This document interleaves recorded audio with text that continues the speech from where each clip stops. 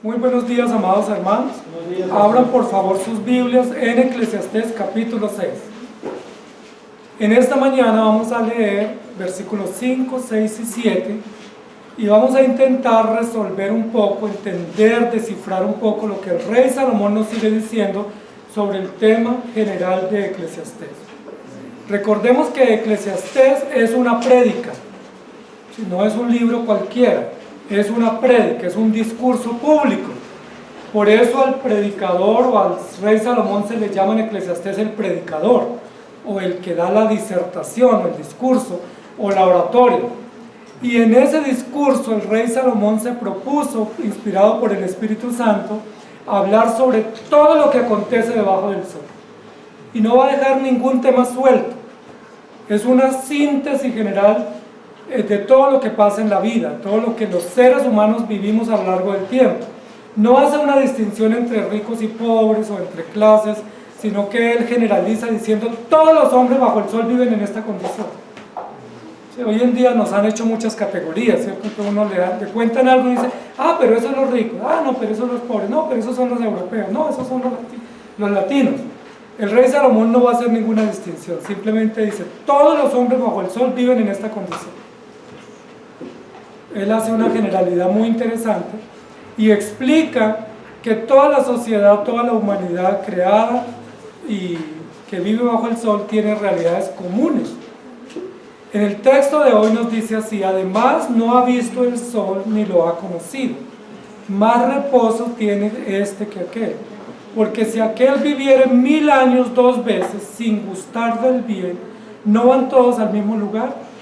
Todo el trabajo del hombre es para su boca y con todo eso su deseo no se sacia. Recordemos que el capítulo 6 de Eclesiastés, el rey Salomón toma una temática que es un tanto como pesimista, ¿sí? Como un tanto fatigosa, ¿cierto? Y como que trae aflicción. Nosotros los seres humanos pasamos por momentos así, no sé si ustedes, pero yo paso, que hay semanas que uno está más pesimista que otro. Sí, hay días que uno se levanta como con pesimismo, como que uno dice la economía va mal, mi salud está mal, no tengo dinero, las cuentas son muchas y como que no sé qué hacer. ¿Les ha pasado? Que hay semanas como donde uno se siente como que el sol no brilla, o como que la semana está en gris, en escala de grises y no hay color, no hay brillo, no hay gusto.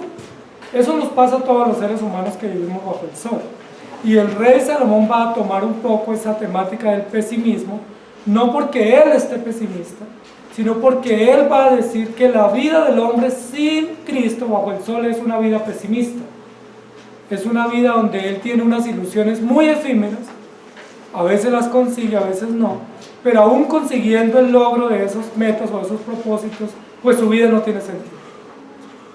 El título de nuestra enseñanza hoy es el siguiente: ¡qué vida tan insípida! Ese es el título de nuestra prédica hoy. Y espero que no sea para ustedes la prédica directamente, porque la vida insípida es para el que no tiene a Cristo en su corazón. Pero posiblemente nosotros hay días, hay momentos en que sentimos que la vida no tiene mucho sabor, o que es como un alimento sin sal, ¿cierto? Que es como un alimento que no sabe a nada, y que es repugnante, y que produce como náuseas. ¡Qué vida tan insípida! Pero qué vida tan insípida la que va a describir el rey Salomón. El rey Salomón ha hablado de gente que tiene dinero, de gente que busca muchos placeres, de gente que se enfoca en el conocimiento, en el deleite, y que lo ha logrado hacer todo, ¿cierto? Que ha disfrutado la comida, ha disfrutado el viaje, ha disfrutado la vida, pero luego termina diciendo que la vida para esas personas, para todos los que viven bajo el sol, si solo viven bajo el sol sin tener en cuenta lo que hay más allá del sol, pues es una vida insípida, una vida que no tiene más razón, ni tiene más propósito, ni tiene sentido. Aquí va a hablar también un poco sobre el tema del trabajo.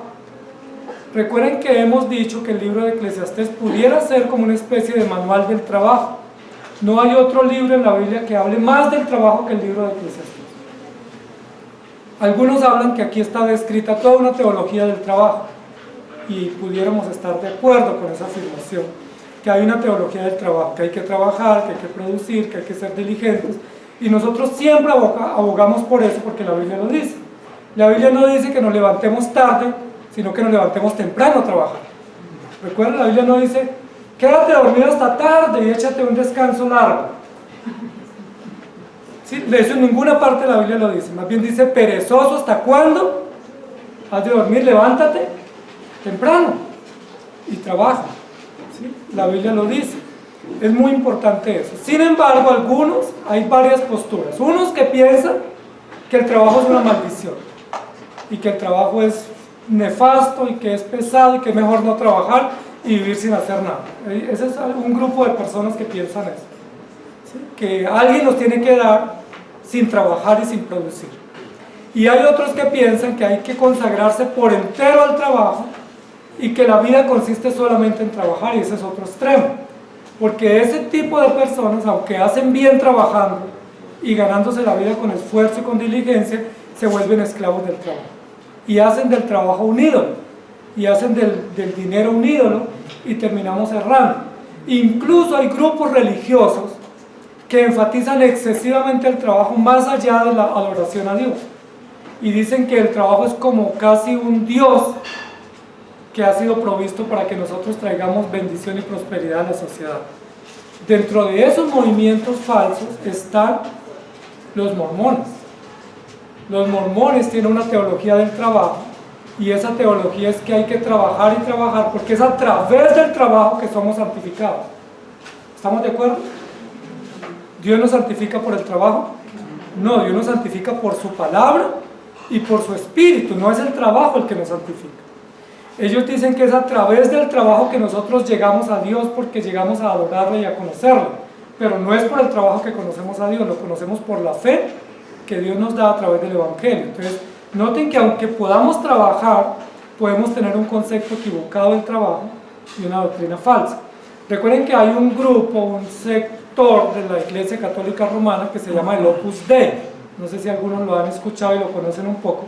Pero todo el movimiento del Opus Dei, que es un movimiento elitista dentro de la Iglesia Católica Romana, ellos hablan también del trabajo como medio de santificación y el trabajo como medio de adoración.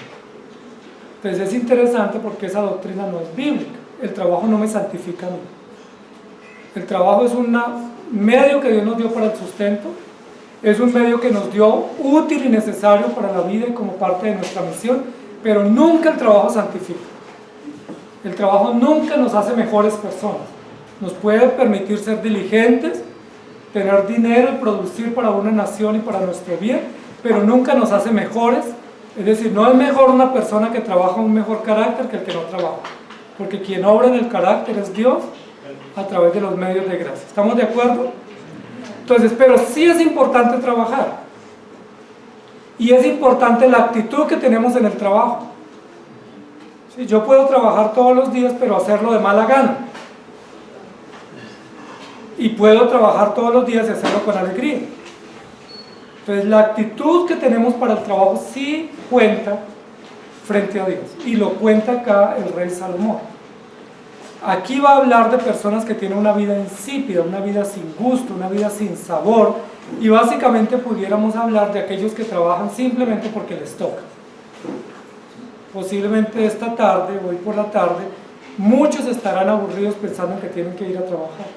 Incluso algunas estadísticas de los sectores médicos o de bienestar dicen que la jornada más peligrosa de los seres humanos en nuestro país es la jornada del domingo después de las 5 de la tarde. Que el periodo más caótico que enfrenta la ciudadanía en general es después de las 5 de la tarde un domingo. ¿Por qué? Porque se terminó el fin de semana, se terminó el dinero, y ¿qué toca pensar comenzar a alistar después de las 5 de la tarde el domingo? La maleta para el colegio, para la universidad, uniformes y el overol para ir al trabajo el lunes siguiente. Incluso dicen que son muchas las personas que se suicidan en ese periodo, domingo después de las 5 de la tarde, porque ven la vida muy gris, no le ven color a la vida, y ven que volver el lunes al trabajo es como una carga supremamente pesada y demasiado agobiante. Recordemos que para conectar el versículo 5 que leímos hoy, tenemos que conectarlo con el versículo 4 de la semana pasada, que hablaba de un abortivo. ¿Recuerdan? de un aborto espontáneo, y que ese niño que era abortado espontáneamente era mejor que aquel que había vivido sin Cristo o sin conocer el bien. ¿Recuerda? Y continúa diciendo, además él no ha visto el sol, refiriéndose a ese bebé que nace de semanas y que no puede vivir. No ha visto el sol ni lo ha conocido. Por eso él tiene más reposo que aquel. Recuerden que está comparando, ¿cierto? Que está comparando a un aborto súbito, un bebé que nace mediante un aborto súbito y no puede vivir, y una persona que ha logrado vivir toda su vida, pero ha vivido sin conocer el bien. Entonces él hace una comparación y establece un juicio de valor. ¿Qué es mejor? ¿O un niño que es abortado súbitamente? ¿O una persona que vive 40, 50 o 70 años sin conocer el bien? Y él llega a una buena conclusión. Dice, es mejor que es abortado súbitamente, porque él ni vio el sol ni conoció lo que es la vida, y él tuvo más reposo que el otro, que no tiene ningún reposo, ninguna paz.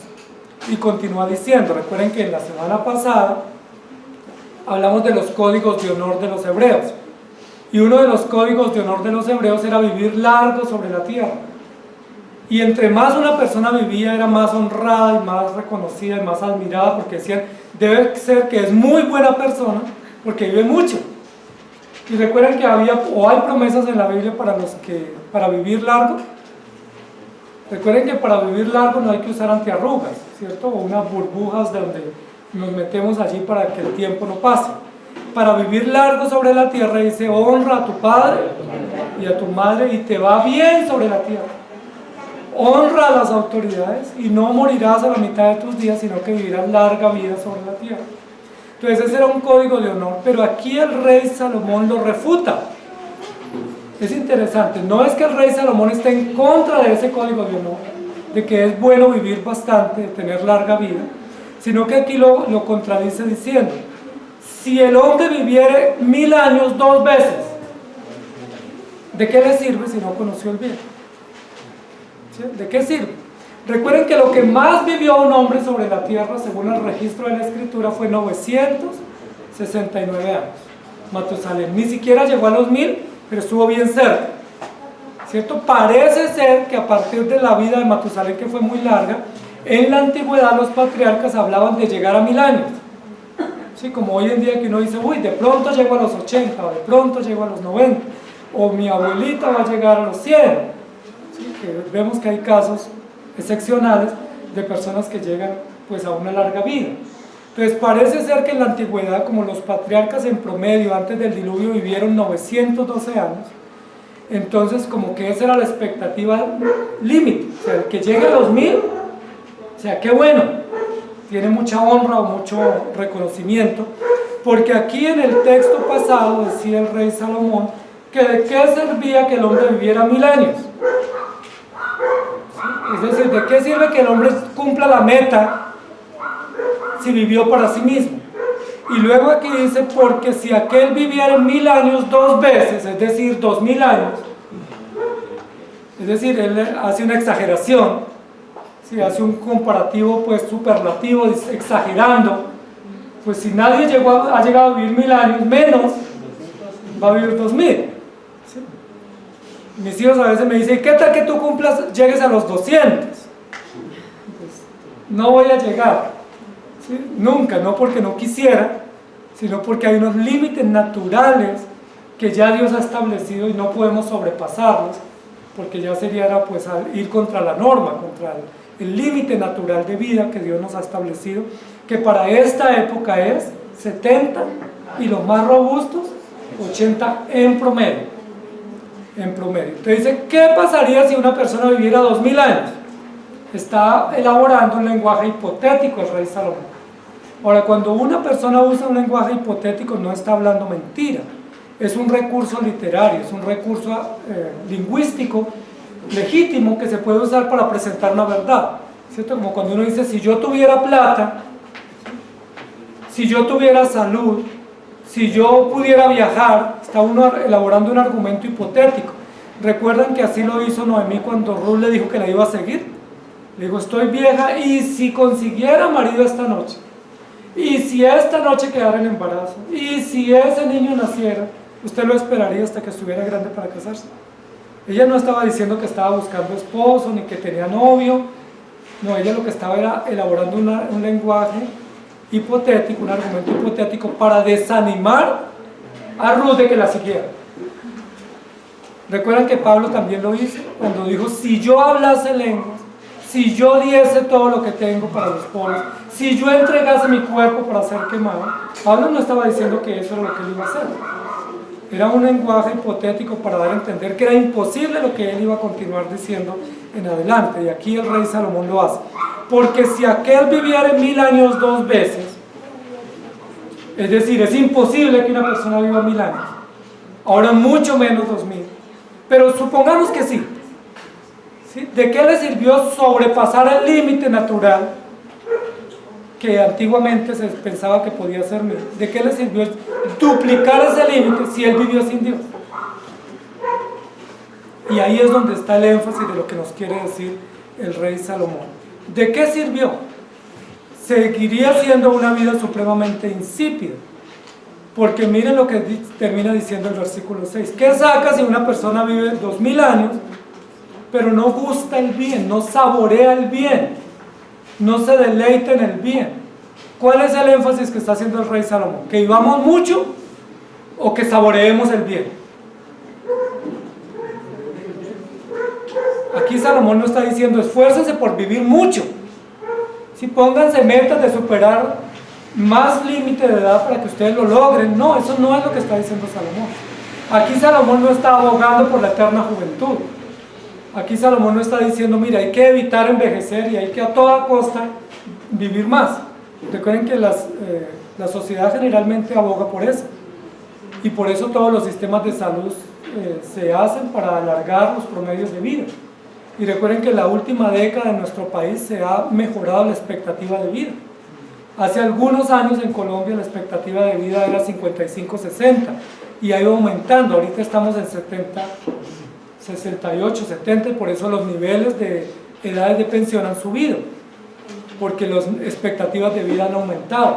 ¿Por qué han aumentado? Porque tenemos mejores condiciones de vida, tenemos mejores acceso a la salud, porque tenemos más tiempo de descanso que antes, y por muchos otros factores sanitarios, nosotros hoy en día podemos vivir más. Pero no es eso lo que está diciendo Salomón. Escuchen bien y lean bien, amados hermanos. Aquí no dice: preocúpense por vivir mucho en esta tierra. No dice, en ningún lugar dice eso. O sea, nunca dice que la meta es que vivamos más. Ahora, tampoco dice que nos querramos morir, sino que estemos contentos con el límite de vida que Dios puso para nosotros, sea muchos años o pocos años. Aquí lo que está diciendo es: el propósito que debiéramos tener todos es gustar el bien. Esa sí es una meta de vida. La meta de vida no es tener muchos años. La meta de vida de todo hombre y toda mujer aquí sobre la tierra es gustar el bien. Y me gusta mucho esa frase que está ahí, la pueden subrayar si quieren. ¿Qué sentido tiene vivir sin gustar el bien? Miren que gustar el bien habla de algo que tiene sabor, que tiene gusto, ¿cierto? Y lo primero que nos viene a nosotros a la mente, pues es un alimento bien delicioso. ¿Sí? No sé qué es lo que a ustedes más les agrada, un plato especial, bien preparado, o quizás un postre, o quizás una bebida, que usted dice: esto me encanta, esto me fascina tomarlo, o me encanta saborearlo porque es de mi agrado, ¿cierto? Un buen alimento, ¿sí? Bien sazonado, bien condimentado, bien nutritivo y bien exquisito a nuestro paladar, pues eso nos encanta, se nos vuelve agua a la boca cuando pensamos en ese alimento, ¿cierto? O en ese postre, a los que les gustan los postres y que no tienen prohibiciones de tomar postre. Entonces uno se imagina ese postre y uno se le vuelve agua a la boca, porque uno dice: eso me da tanto gusto pensar en que voy a comer eso, ¿sí? O eso me encanta saborear. Recuerden que Dios nos dio el sentido del gusto. El sentido del gusto no es una cuestión natural, es una disposición de Dios. Es un gusto que Dios puso en nuestro cuerpo para que entendamos que hay cosas que son de buen gusto y hay cosas que son de mal gusto. Y que a partir de eso la misma Escritura pueda plantear metáforas, ejemplos de cosas que son muy agradables al gusto. El gusto es un sentido que Dios nos dio y está en el paladar, está en la en la lengua, en la boca, en las papilas gustativas. Y qué delicioso es cuando degustamos un buen sabor en nuestro paladar. ¿No les parece? ¿Qué les vino a la mente? Un plato exquisito de pronto, ¿cierto? Una frijolada. Quizás, ¿cierto? Bien cremosita, bien deliciosa, bien carnudita, ¿sí? Un plato exquisito o un postre, ¿sí? A nuestros hijos les gustan los postres, los helados, los chocolates, a nuestras hermanas también. Entonces, qué delicia uno pensar en eso. Uno dice, siento los sabores, los percibo, porque me da mucho gusto tener ese sabor en mi paladar. Ese ejemplo es el que usa el rey Salomón. Y el rey Salomón sí que sabía de gustos. Porque recuerden que el rey Salomón hacía banquete todos los días. 365 banquetes exquisitos cada día. Y recuerden que la Biblia dice que se había mandado a hacer un comedor enorme y que tenía empleados por cantidades preparando banquetes con los mejores chefs y los mejores productos que se pudieran conseguir. La mayoría de los productos que usaba Salomón para la comida, para sus banquetes, eran importados. Traía productos de todo el mundo conocido y tenían los mejores cocineros y los mejores chefs cocinando para él, y tenía diplomáticos todos los días en su mesa, invitados excepcionales del mundo entero en su mesa, y él con mucho orgullo sirviéndoles y atendiéndoles y disfrutando de ese banquete. Entonces, ¿el rey Salomón tenía buen gusto? Por supuesto que sí. Tenía dinero, tenía la oportunidad no era que se le aguaba la boca pensando cuándo podré comerme esos frijoles cremosos, sino que él podía decir, los quiero hoy, y ahí estaba. Y recuerden también que el rey Salomón tenía todo el dinero para hacerlo. Entonces Salomón sí sabía de gustos, y dice la Biblia que no solamente comía bien, sino que acompañaba sus comidas con todos los vinos más finos del mundo, que existían en los lugares más remotos del mundo, los vinos, las bebidas. Entonces él nos va a hablar de algo que él conoce muy bien. Dice, ¿qué sentido tiene? Y noten la comparación que hace. ¿Qué sentido tiene que una persona viva 1000 o 2000 o 5000 años? ¿Qué sentido tiene si vivió tanto, pero no saboreó lo mejor de la vida? Ahora, ¿qué era lo mejor de la vida para el texto que está hablando el rey Salomón? Para los que viven bajo el sol, ¿qué sería lo mejor de la vida? Pues viajes, comidas, manjares, placeres sin límite. Eso sería lo mejor. Y uno escucha a la gente diciendo, es que yo para eso trabajo. ¿Sí los han escuchado? Es que yo puedo darme el gusto porque yo trabajo. Y claro que sí, están en su derecho. Pero el problema no es que ellos se den gusto con el dinero de su trabajo. El problema es que no saboreen el bien. El rey Salomón no dice, no viajes, no comas, no compres, no dice eso. Lo que está diciendo es, así como tú compras y viajas, ¿por qué no saboreas el bien? ¿Por qué no disfrutas el bien de la vida? Y luego termina con una conclusión muy, muy interesante a modo de pregunta. Dice, ¿no van todos al mismo lugar? ¿A qué se está refiriendo el rey Salomón? Es decir, si usted vive 50, 100 o más años, igual va a morir. Allá se va a encontrar con el que murió joven. En el mismo sitio van a quedar. ¿Sí? Es decir, ¿qué sentido tiene vivir tanto con relación al que vive menos? O sea, la tabla de medida no debe ser cuántos años vivo. O sea, lo que me debiera dar honor y satisfacción no es yo vivo muchos años más que otro. Lo que me debiera dar honor y satisfacción es gustar o saborear o disfrutar el bien. Porque si yo disfruto el bien, sea que muera joven o incluso niño, no hay problema. ¿Sí me hago entender lo que está haciendo el rey Salomón? No importa si muere niño, incluso menciona a los niños que son abortados súbitamente, para compararlo con el que vive muchos años, y dice, este le fue mejor que a este que vivió tanto, porque este tuvo más tranquilidad y por lo menos no vio el sol. Por lo menos no enfrentó sufrimiento. ¿Qué sentido tiene? Y la pregunta que nos hace acá es muy importante y debemos meditar en ella. ¿No van todos al mismo lugar? Y recuerden que hay unos epitafios por ahí o unos memes que circulan a veces en las redes, donde aparece ahí la tumba y dice ahí se encuentra o ahí se acaba todo, ¿no? Y en ese lugar pues ya no hay ni rico ni pobre, ni belleza, ni feura, simplemente todos vamos al mismo lugar. O sea, todo lo que yo construí en este mundo se derrumba en el momento de la muerte. Aquí vivimos por clases, ¿cierto? Aquí el pobre no se junta con el rico, el estudioso se cree más que el que no estudió, el que tiene dinero pues es más que el que no tiene, pero cuando morimos, ¿dónde quedamos todos? Miren lo que dice, allá nos juntamos todos y volvemos al mismo lugar, todos van al mismo lugar, y esa pregunta es muy importante para que reflexionemos, porque esa pregunta la usa el rey Salomón para cuestionar a los ricos y a los necios, que viven en función del dinero, que viven en función de la imagen o del placer, olvidando o ignorando que todos van al mismo lugar. Es decir, hay un lugar donde todos nos vamos a encontrar. Y ese lugar que se refiere aquí el rey Salomón es la tumba, la sepultura. Allá vamos a llegar toditos. Algunos más temprano, otros más tarde, pero todos vamos a encontrarnos allá. Nos guste o no nos guste, nos hayamos preparado o no, estemos en paz con Dios o no, no importa lo que hayamos hecho en la vida, bueno o malo, todos vamos a encontrarnos en ese lugar. Un día. ¿Cómo les parece? Ese es un punto de encuentro común. Allá vamos a tener que encontrar. Si usted se preparó, allá va a llegar. Si no se preparó, también va a llegar. Si usted está en paz, allá llega. Y si no está en paz, allá también va a llegar.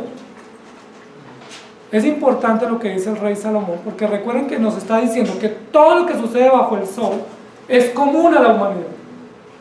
Así como comemos, así como vivimos, así como trabajamos, también todos morimos.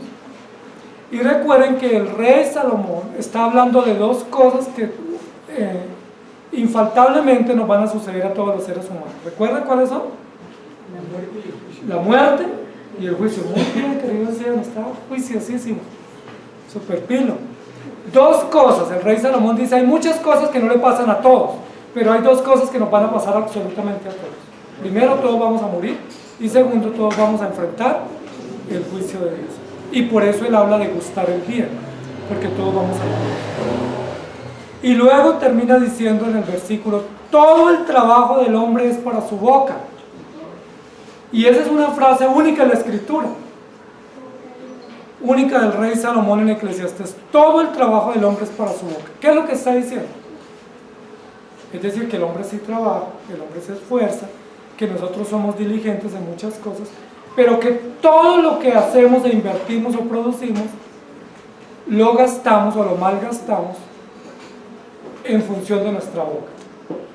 Y yo quisiera que nos concentráramos un poco acá, porque aquí está el meollo de lo que está diciendo el rey Salomón. ¿Qué sentido tiene tener dinero e invertirlo todo en función de nuestra boca? Cuando él habla de la boca, está hablando de gustar, ¿sí? Porque recuerden que la boca es la que nos permite, a través del sentido del gusto, saborear. Entonces, ¿qué es lo que está diciendo? El hombre trabaja, pero ¿qué hace el fin de semana con el sueldo que le dan a los que les pagan semanal? ¿Qué es lo que él piensa? ¿Qué es lo que él está pensando desde el martes, el miércoles y el jueves? Ya se está preparando y está así como entonadito. ¿Qué es lo que él está diciendo? Mañana es viernes y no me espere en la casa. ¿Por qué no lo tiene que esperar el viernes? Porque él está en función de saborear el resultado de su trabajo. Y para él saborear el resultado de su trabajo, ¿en qué piensa? Él piensa algunos piensan en comer, muy delicioso, por eso el sábado y domingo los restaurantes están llenos, por eso las vías de la ciudad están llenas el fin de semana, saliendo a las afueras para gastar el dinero. Un gusto no malo, es un buen gusto, pero están gastando su dinero. Pero hay otros que no piensan así, hay otros que dicen, con ese dinero que me gané, el viernes me voy a tomar, ¿sí? A la taberna, al estanco, al expendio, a tomar, o al bar. Por eso los lugares que llaman hoy de zona rosa, ¿cuándo son los días que más funcionan? Fines de semana, ¿sí? los fines de semana. Otros se van a lugares de prostitución, otros se van a lugares de juego, de apuestas, otros se van a lugares de adicciones, de juegos, coliseos, a tantos lugares, al cine, y hay lugares que en sí no son malos. Pero ellos, ¿en qué están pensando invertir su dinero? Invertir. ¿En qué están pensando? ¿Qué quieren saborear por lo menos por un día o por un rato? Un pequeño placer, una pequeña dosis de placer que se la puede dar su dinero comprando un bien o un servicio que le dé placer el viernes en la noche o el sábado o el domingo. Y él lo hace con un sentido de que va a encontrar respuesta. El problema es, ¿qué pasa después de esa migaja de placer que él compró? En el estanco, o en el cine, o en el estadio, o en la taberna, o en el bar, o en el centro de prostitución. ¿Qué pasa? O sea, esa dosis de placer que él compró con el esfuerzo de su trabajo, ¿para cuánto le duró? Un momento, ¿cierto? Unas horas, unos segundos, de pronto unos días en algunos casos, pero rápidamente ese placer del viaje, ese placer de la comida, ese placer del cine, se esfumó. Y volvemos a la realidad de la semana de trabajo, de la esclavitud del trabajo, otra vez para pensar qué hacemos en el fin de semana. Noten lo que dice: todo el trabajo del hombre es para su boca.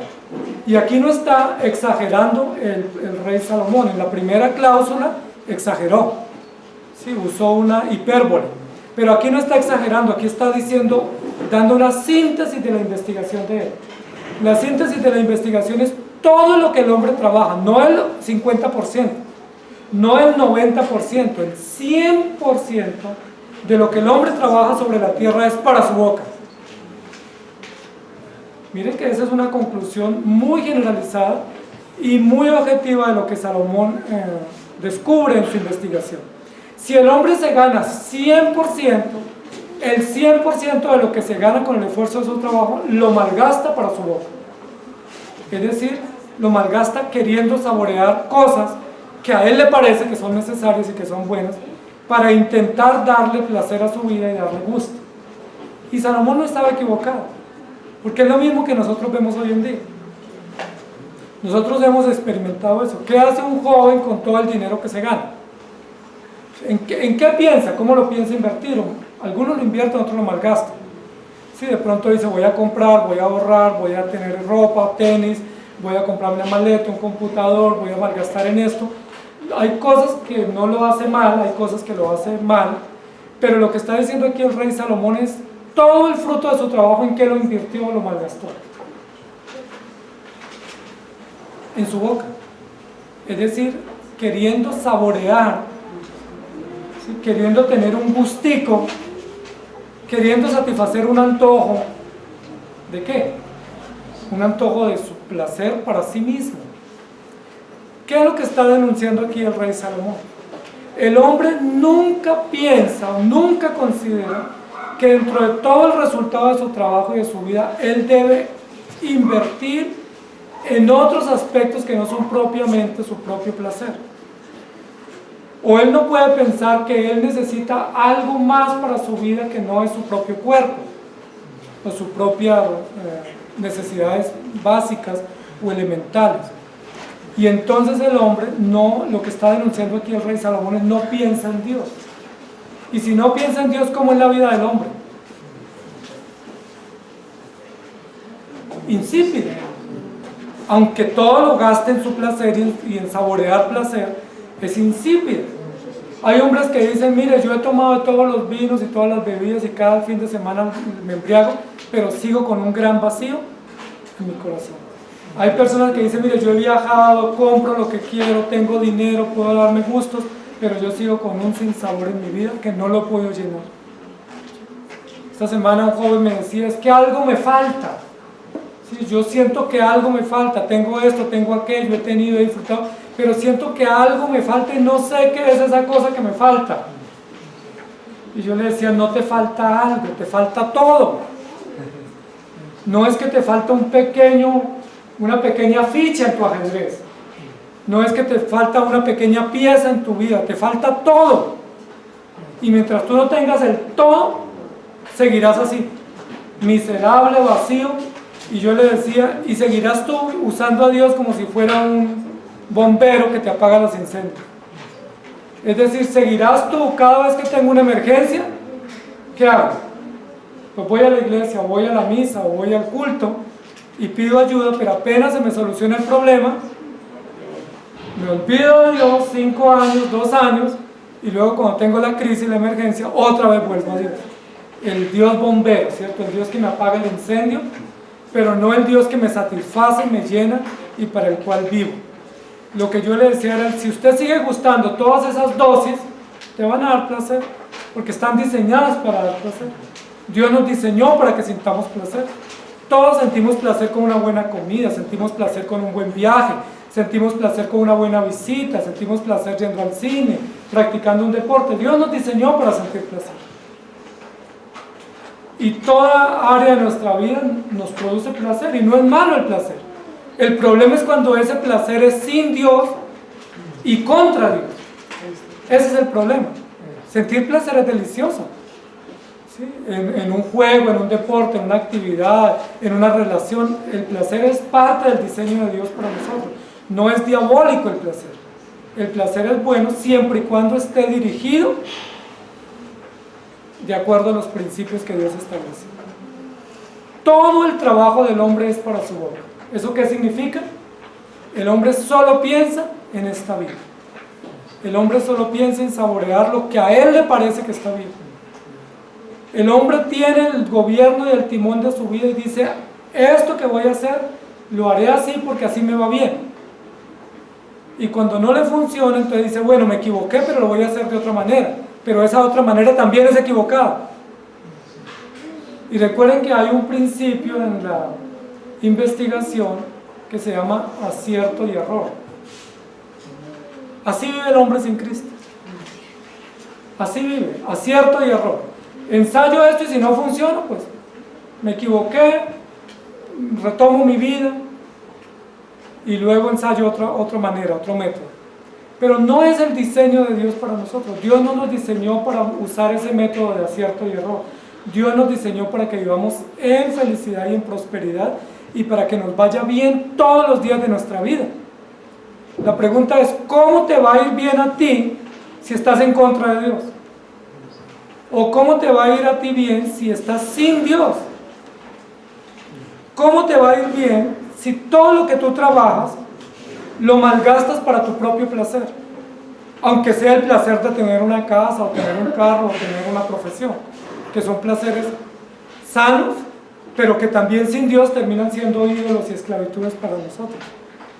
Noten lo que dice el versículo, todo lo que el hombre trabaja, todo y todos, solo pensamos en nuestra. Ninguno dice hay un pequeño porcentaje que pudiera invertirlo de otra manera. El hombre se quiere arreglar la vida sin Dios. Y cuando el hombre se quiere arreglar la vida sin Dios, tiene una vida totalmente insípida, sin sabor y totalmente decepcionante. ¿Desde cuándo sucede eso? Desde Génesis 3.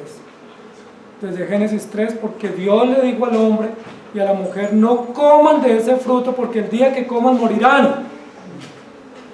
Y ellos se pusieron a pasear alrededor de ese árbol prohibido. Escucharon la conversa de la serpiente y dice la Biblia, tomaron del fruto porque lo vieron codiciable, atractivo, delicioso, comieron y fueron engañados, pero engañados de manera consciente. No fueron víctimas de Satanás, fueron engañados conscientemente, de forma muy responsable, porque ellos buscaron lo que no se les había perdido. Igual es lo que está diciendo aquí el rey Salomón. ¿Para quién es la vida insípida? Para aquel que en lugar de buscar el bien de Dios piensa que es mejor tener eterna juventud. Para aquel que piensa que en lugar de buscar el bien de Dios es mejor trabajar para sí mismo. Y el hombre fracasa. Y vivimos en una sociedad fracasada, de personas que tienen grandes sueños, muchos talentos, muchas ilusiones, pero están fracasados. ¿Cuál es el fracaso de la sociedad que tenemos? Que está sin Cristo.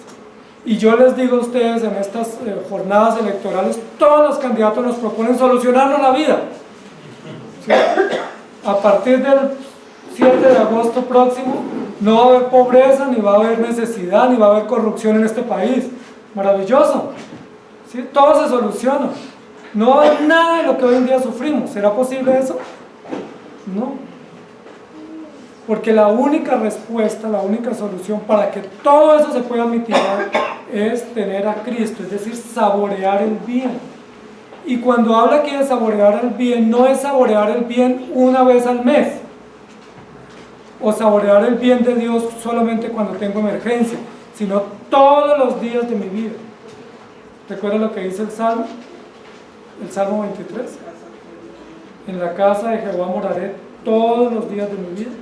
Y recuerda la petición del rey David en el Salmo 27. Una sola cosa le he pedido a Jehová. ¿Se acuerdan? Ganarme el baloto. ¿Qué fue lo que le pidió al Señor el rey David? Ni siquiera larga vida, ni siquiera ver mis hijos crecer y mis nietos nacer. O sea, no fue eso lo que pidió el rey David. Dijo, una cosa le pido al Señor, que esté yo todos los días en la casa de Jehová, que esté yo en la presencia de Jehová todos los días de mi vida. Que yo quiera conocer e investigar y profundizar más en las cosas de Dios todos los días de mi vida. Noten que el rey David, al igual que Salomón después, no pidió ni riqueza, ni la muerte de sus enemigos, sino sabiduría. La pregunta es, ¿qué pides tú? ¿Que se aumenten las ventas? ¿Ganar más dinero? ¿Tener más salud para derrochar la vida? O sea, ¿qué es lo que tú pides? Dependiendo de nuestros pedidos o nuestras peticiones, podemos saber si estamos buscando el bien de Dios o estamos buscando las cosas del mundo. Todo el trabajo del hombre es para su boca, y con todo eso su deseo no se sacia. Miren que esto es supremamente fatal como un resultado para el hombre. Yo solo pienso en satisfacerme. Todo lo que hago es en función de satisfacerme. Compro todo lo que me dicen que me satisface. ¿Sí? Voy de expendio en expendio comprando dosis de placer. Y las uso, las consumo, esas dosis de placer. Pero al final del día, ¿cómo termino? Más vacío. ¿No es eso patético? ¿No es eso lamentable para la vida de un joven o de un hombre adulto, una mujer adulta, que lleve 30 años o 20 o 40 o 50 malgastando su vida buscando satisfacción y placer y aceptación, y que termine por las noches en un profundo insomnio sabiendo que nada le sacia? Cuando uno lee esos resultados, uno dice, ¿tiene razón que la gente se suicida o no? ¿Tiene razón que la gente se vuelve adicta a las drogas? Porque todo lo que compra no le sirve para lo que él busca, y es encontrar placer. Recuerden que cuando Dios creó al hombre, dice la Biblia que Dios tomó del polvo de la tierra e hizo al hombre, y recuerdan qué hizo enseguida, y sopló en su nariz aliento de vida, es decir, le dio espíritu. Entonces, ¿qué significa ese relato de Génesis 1 y 2? Que los seres humanos somos cuerpo y espíritu. Es decir, que tenemos una parte natural visible que se llama cuerpo, que está lleno de órganos y de sistemas que funcionan bien porque Dios nos diseñó así. Pero que además de eso tenemos un componente invisible, pero que no podemos negar, que se llama espíritu. Eso dice la Biblia. De hecho, ni siquiera los grandes científicos han podido explicar por qué el hombre tiene un sentido del más allá. ¿Sí? Los existencialistas trabajan con órganos, investigan cuerpos, órganos y restos, pero ellos no logran explicar por qué el ser humano tiene la idea de una vida más allá. Nosotros podemos explicarlo y no somos científicos. ¿Cuál es la explicación? Porque nosotros tenemos espíritu. Todos tenemos espíritu. No venimos de un macaco, no venimos de un simio. Venimos de la mano creadora de Dios, que por su infinita voluntad nos dio cuerpo y nos dio espíritu. ¿Estamos de acuerdo? Como tenemos espíritu, necesitamos alimentar el espíritu. Hay que alimentar el cuerpo. ¿Cómo lo alimentamos? ¿Qué cosas necesita el cuerpo? Pues alimento, cuidados, medicinas, descanso, ¿sí?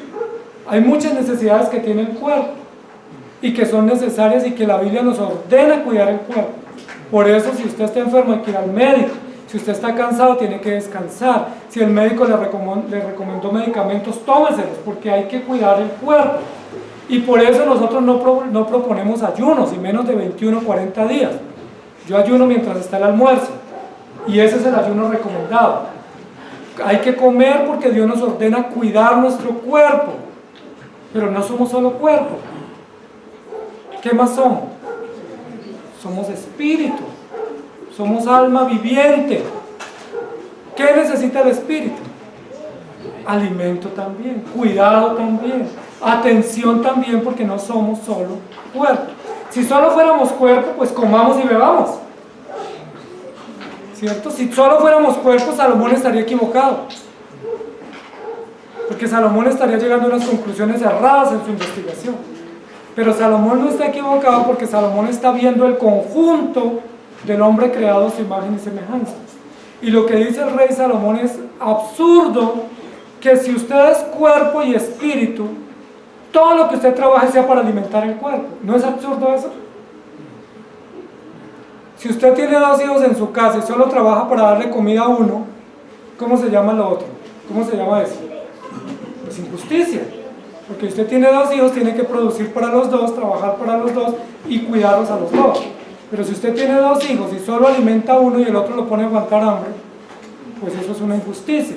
Nosotros tenemos 2 grandes necesidades: necesidades temporales y necesidades eternas. Pero ¿qué es lo que hace el hombre bajo el sol? Solo se preocupa por sus necesidades temporales. Él piensa que si tiene plata, y si tiene salud, y si tiene casa, y si tiene vida, que eso es lo necesario y que no necesita más. Y él descuida una gran área de su ser, que es su espíritu, y por eso él vive como vive. ¿Dónde están esas grandes necesidades que el hombre busca desesperadamente, como sentido, significado, propósito? ¿Y cuál es la otra? Propósito, sentido, significado, y hay una más. ¿En qué área de la vida están esos componentes? Esas grandes necesidades, ¿en el cuerpo, en lo biológico, en lo orgánico o en el alma? En el alma. Eso no lo puede decir nadie más, pero nosotros lo sabemos porque la Biblia lo dice. Sí, el cuerpo necesita que lo alimentemos 3 veces al día, que lo aseemos, que lo cuidemos y que le demos descanso. Pero el alma busca significado, el alma busca propósito, el alma busca trascendencia, el alma busca cosas profundas que no se las da el alimento ni el placer efímero. Entonces lo que está diciendo aquí el rey Salomón: es muy necio el hombre que, teniendo 2 grandes necesidades, solo se enfoca en unas y descuide las otras. Pero ese llamado también es para nosotros. Es probable que nosotros en el desenfreno de la vida nos enfoquemos desmedidamente solo en un tipo de necesidades y olvidemos la otra. Es probable que nosotros, siendo cristianos y ya gustando el bien de Dios y del Evangelio, nos enfoquemos solo en un tipo de necesidades.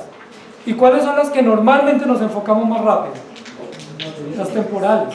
Nosotros decimos: es que no dan espera. La pregunta es: ¿y las otras sí dan espera? ¿Las necesidades eternas dan espera? Yo puedo pensar: es que tengo que trabajar porque si no, no pago el arriendo, y no consigo la comida, y no pago los gastos, no cubro los gastos. Eso es cierto.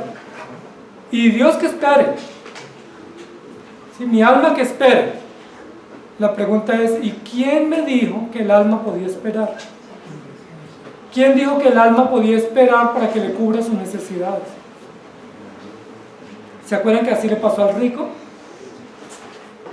Que veía que sus negocios crecían y ensanchaba sus graneros, buscaba más empleados y se ufanaba de la riqueza que tenía. Y el Señor le dice: necio, esta noche vengo por tu alma. Y lo que has ahorrado o acumulado, ¿para qué te sirve y de quién será? ¿No es así como pasa la vida? ¿No hemos visto todos los días noticias y informaciones de personas que de manera sorpresiva los alcanza la muerte. Y a veces están durmiendo en su casa, en esta época de invierno, deslizamientos, inundaciones, vendavales, y las personas están laborando y de un momento a otro, en 2 minutos o en 1 minuto desaparecen. No tienen tiempo para decir nada, para arrepentirse, algunos dormidos los coge la muerte. O sea, no es así como la muerte llega para todos. Aquí dice, todos van al mismo lugar, pero aquí no dice que todos vamos a morir de mal de arrugas. Vamos a morir de alguna cosa.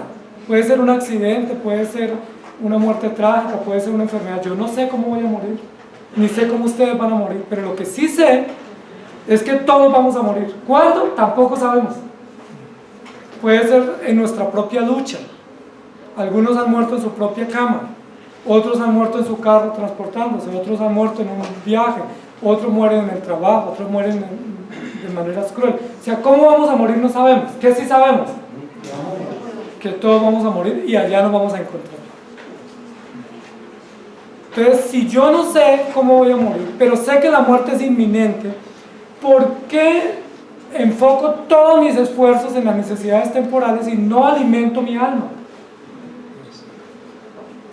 Uno dice, las cosas de Dios pueden esperar, ¿cierto? Pero yo no sé si tenga tiempo en esa espera o simplemente me llegue el momento de rendir cuentas y no esté preparado.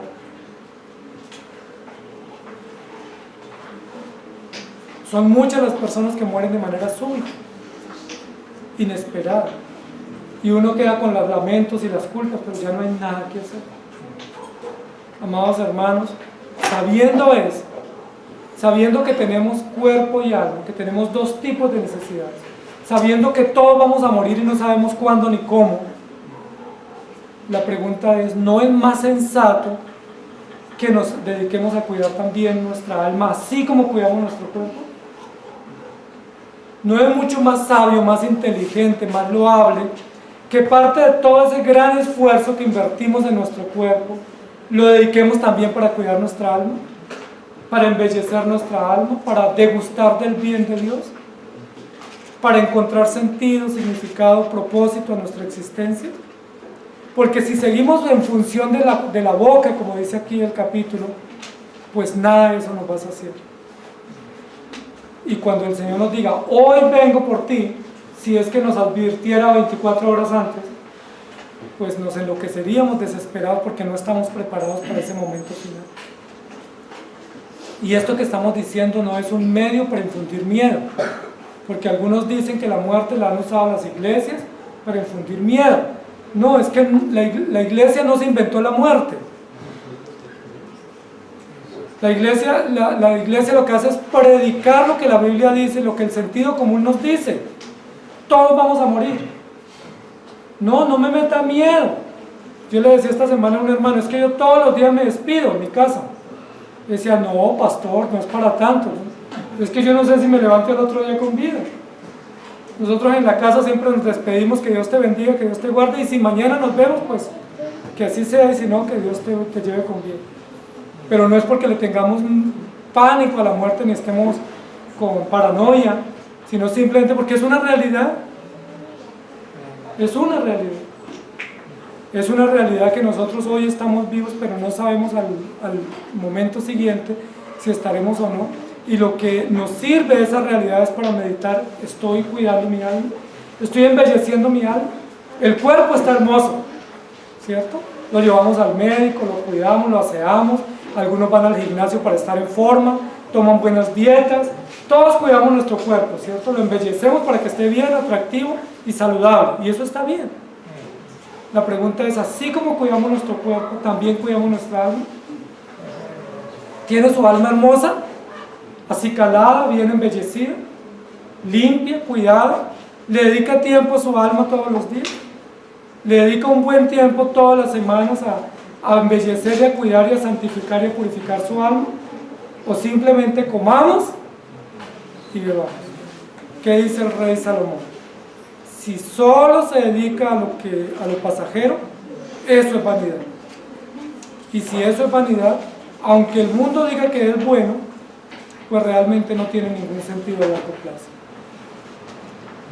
Primera de Timoteo 5:17 dice: a los ricos de este siglo manda que no sean altivos ni pongan la esperanza en las riquezas, las cuales son inciertas. Normalmente pensamos que el rico es el que pone la esperanza en las riquezas. La pregunta es si el pobre no. Yo creería que casi más el pobre. Que casi más el pobre está con más urgencia de tener algo, sea un subsidio, sea un mercado, sea una ayuda, porque pues él confía en ellas. Y dice, sino que pongan la esperanza en el Dios vivo que nos da todas las cosas en abundancia para que las disfrutemos. Entonces yo les hago la pregunta de nuevo. ¿Cómo están cuidando su alma? ¿Sí la están cuidando? ¿Acicalan su alma todos los días? ¿Se cercioran de que su alma esté limpia? ¿Lavan su alma todos los días como lavan su cuerpo y sus manos y sus órganos para que estén bien, limpios y bien presentados y con buena fragancia? ¿O no? Ahora, no me vayan a preguntar cómo cuido mi alma. Y si me preguntan, la respuesta es con los medios de gracia que Dios nos ha provisto. ¿Recuerdan cuáles son los medios de gracia?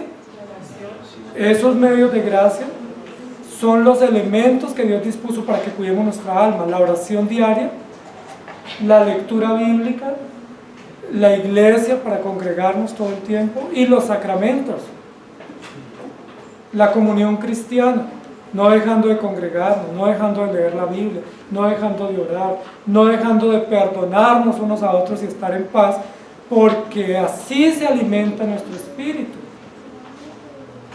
Si usted está cuidando su alma, dele gracias a Dios porque le ha dirigido y le ha sustentado. Y si no está cuidando su alma, sino solo su panza, su vientre, pues usted está mal, porque usted solo saborea las cosas pasajeras, pero no se preocupa de las cosas eternas, y la vida suya siempre será insípida. No importa qué coma, no importa qué dosis consuma de placer, no importa si va a los mejores lugares a consumir las dosis de placer, pero siempre su vida será insípida, totalmente insípida. Este joven que les cuento me decía: pastor, pero es que yo siempre tengo en cuenta a Dios. Yo le decía: pero lo tiene en cuenta como si fuera un accesorio, no como el todo de su vida. Dios no es un accesorio, Dios no es una cosa que me ayuda cuando tengo problemas, Dios no es un extintor que me apague el incendio. O Dios es tu Salvador y tu Señor, o no es nada para ti. No piense que porque vengo el domingo y ya tuve una dosis de gusto del bien, el resto de semana vivo de cualquier manera. Si no piense que porque no, yo iba a la iglesia, ¿sí? Y yo de vez en cuando llevaba la Biblia, a veces la leía. No es eso, amado hermano. O tú vives para Dios o vives para el mundo, punto. Solo es esa la realidad. ¿Y cómo es vivir para Dios? Pues depositar toda nuestra confianza en Él, esperar en Él, saber que Él gobierna nuestra vida y que todos nuestros planes deben estar en Él y por Él, y que no hay otra manera de vivir. Yo le decía: si tú piensas que Dios te ayuda, pero tú tomas tus decisiones, estás equivocado. O Dios gobierna nuestra vida o no la gobierna. Él no es una parte, no es una ficha, no es un accesorio, es el todo de nuestra vida. Y yo le comentaba la parábola de la Escritura que habla de la perla de gran precio. ¿Recuerdan? Que ese hombre tuvo que vender todo para adquirir la perla de gran precio. Y esa perla de gran precio se llama Jesucristo. Mire lo que dice Romanos 4, 19 al 21. Y no se debilitó en la fe al considerar su cuerpo, que estaba ya como muerto, siendo casi de 100 años, o la esterilidad de la matriz de Sara. Tampoco dudó por incredulidad de la promesa de Dios, sino que se fortaleció en fe, dando gloria a Dios, plenamente convencido de que era también poderoso para hacer todo lo que había prometido. Está hablando de Abraham y Sara, uno de los hombres antiguos de la historia hebrea y de la historia cristiana. Abraham y Sara, lo que nos está diciendo la Biblia, no solo se alimentaban de comida física, sino que se alimentaban espiritualmente. El alimento para el espíritu es la fe, y la fe viene por el oír, y el oír por la palabra de Dios. Si usted no se alimenta de la fe verdadera, usted está raquítico, está desnutrido espiritualmente o posiblemente está muerto espiritualmente. Necesitamos alimentarnos del espíritu, porque nosotros pasamos momentos difíciles como sociedad y como seres humanos. Los cristianos tenemos desánimos, los cristianos nos enfermamos, los cristianos sentimos y recibimos traiciones, recibimos decepciones, sufrimos lo mismo que vive cualquier mortal. Pero ¿cuál es la fuerza para nosotros poder afrontar esas dificultades? Si vamos al médico y el médico nos da un diagnóstico adverso, el que no tiene a Cristo, ¿qué piensa? Me morí, me voy a tomar. Pero el cristiano, ¿qué piensa? Mi vida está en las manos de Dios. Y si es el medio para morir, estoy en las manos del Señor y se fortalece en fe. Abraham y Sara se fortalecieron en esperanza. Y la Biblia dice esperanza contra esperanza. Se fortalecieron en fe dando gloria a Dios. Es decir, alimentaban su espíritu con la fe de la palabra. Isaías 40, 30 y 31. Los muchachos se fatigan y se cansan, los jóvenes flaquean y caen, pero los que esperan en Jehová tendrán nuevas fuerzas, levantarán alas como las águilas, correrán y no se cansarán, caminarán y no se fatigarán. Noten la diferencia: el que no tiene a Cristo se fatiga y se cansa, se decepciona y se frustra, y muchos piensan en quitarse hasta la vida o echar a perder la vida en los placeres del mundo o en los vicios del mundo. Pero ¿cuán grande es la diferencia del que está en el Señor? Dice, pero los que esperan en Jehová tendrán nuevas fuerzas. Ahora, no dice que hay que esperar al Señor allá en mi lugar, hay que esperarlo en su presencia todos los días. Tendrán nuevas fuerzas, levantarán alas como las águilas, se cansarán y no se correrán y no se cansarán, caminarán y no se fatigarán. ¿Cuál es el estado físico de su alma? ¿Cuál es el ritmo de su alma? ¿Cansancio, fatiga, agotamiento o fuerza y ánimo y confianza en el Señor? ¿Cuánto alimentamos nuestra alma, amados hermanos? Recuerden que si el cuerpo lo alimentamos todos los días, ¿cuántas veces debemos alimentar nuestra alma a la semana? Todos los días. Incluso, no es una fórmula bíblica, pero incluso el profeta Daniel, entendiendo esto, dice la Biblia que oraba 3 veces al día. Entendiendo que comía 3 veces al día también. Y no era orar por los alimentos, sino separar tiempo para orar en su habitación. Usted pudiera decir, pues yo soy como Daniel, que oro 3 veces cuando me sirven la comida. No era ese tipo de oración, ¿no? Encerrarse en su cuarto, ¿recuerda? Y orar a Dios. Entendiendo esa analogía, si yo como 3 veces al día, pues 3 veces al día como mínimo debiera también alimentar mi espíritu con lectura y meditación, por lo menos una vez al día. Si no vaya a salir diciendo, bueno, entonces yo voy a hacer como Daniel, 3 veces al día oro, y le dura el impulso 3 días. No vaya a hacer eso. Más bien pídale a Dios que todos los días pueda tener un tiempo, un tiempo, sea mucho o poco, pero que tenga un tiempo devocional, un tiempo de lectura, un tiempo de estudio de la palabra, un tiempo de pensar en las cosas de Dios, un tiempo de hacer un alto, ¿sí? Un alto en la semana, un alto en el día y decir, voy a alimentar mi espíritu con la palabra y con la oración. Deuteronomios 6, 13 y 16 dice, a Jehová tu Dios temerás y a Él solo servirás, por su nombre jurarás y no tentarás a Jehová nuestro Dios como lo tentaste en Masá. Este es el texto que Jesús usó cuando Satanás lo tentó. Recuerden, está en Deuteronomios 13, Deuteronomios 6. ¿Recuerdan que Satanás tentó a Jesús?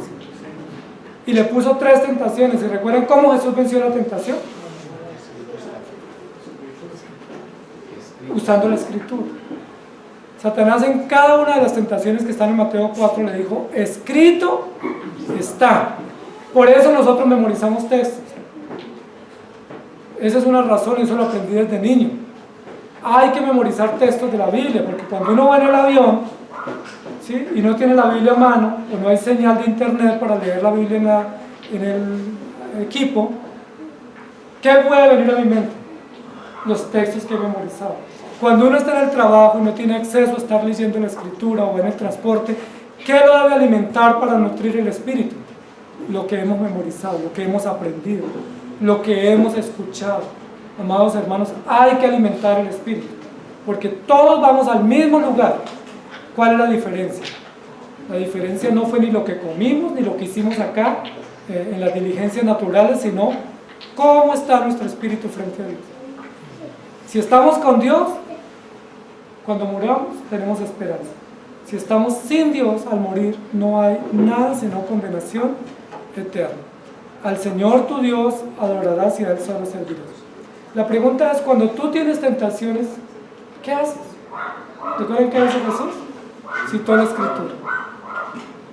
Cuando viene la tentación, el desánimo, la angustia, la ansiedad, el temor, la soledad, ¿qué viene a tu mente como una manera de alimentarte o de enfrentar la tentación?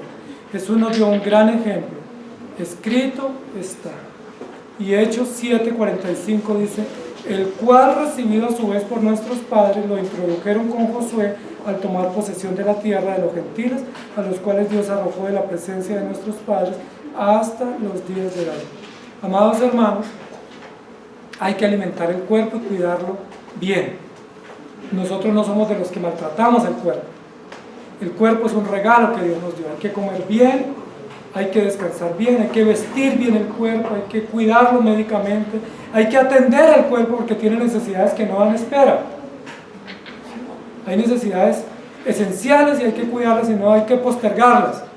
Pero así como cuidamos nuestro cuerpo, con ese interés y con esa dedicación, también hay que cuidar nuestra alma. ¿Cómo? Leyendo las Escrituras, orando, santificándonos, congregándonos, buscando comunión con los hermanos y meditando todo el tiempo en las cosas del Señor.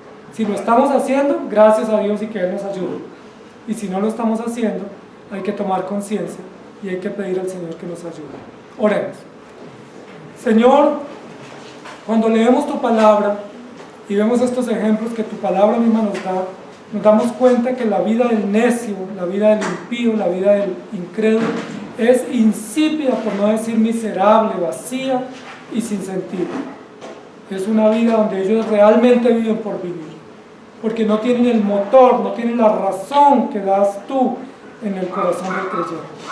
Pero gracias porque nosotros, estando en la misma situación, estando en el mismo mundo de impiedad, revolcándonos en la misma soledad del mundo, un día nos diste la fe, un día nos alcanzaste a través del Evangelio, extendiste tus brazos de amor y nos sacaste de ese lodo, de ese fango donde estábamos sumidos en el desespero, en los vicios y en la vida común que no tiene sentido ni propósito porque no te tiene a ti.